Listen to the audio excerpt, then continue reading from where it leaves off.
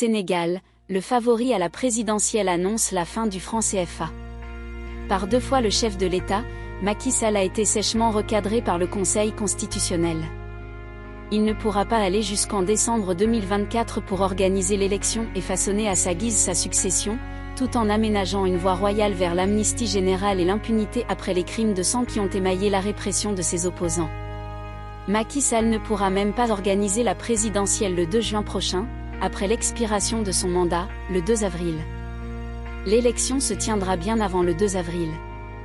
Dans ce chaos ambiant provoqué par M. Macky Sall qui voudrait se présenter pour un 3e mandat, même s'il plaidait le contraire, émerge un nom, Bassirou Diomaye Faye, 44 ans. À en croire les uns et les autres, c'est le favori à la prochaine présidentielle et dont le programme est celui de Ousmane Sonko, incarcéré actuellement pour de sombres histoires de mœurs et de diffamation, fabriquées de toutes pièces par le régime de Macky Sall. M. Diomaye Faye plaide pour une sortie du Sénégal de la zone du franc CFA et de fait, de l'Union économique et monétaire ouest-africaine, UEMOA, avec la mise en place d'une monnaie nationale qui tiendrait compte des réalités économiques du Sénégal et qui ne serait pas soumise aux diktats et aux lubies de la France. M. Diomaye Faye et M. Sonko comptent s'aligner sur la position du Mali, du Niger et du Burkina Faso qui préparent leur sortie de la zone du franc CFA.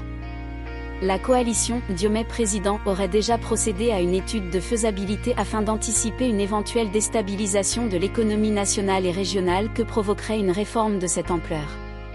En tout cas, si tel était le cas, les réformes proposées par M. Diomaye feraient l'affaire de M. Tiani au Niger, de M. Goïta au Mali et de M. Traoré au Burkina Faso qui se sont émancipés et ont tourné le dos à l'ex-puissance coloniale.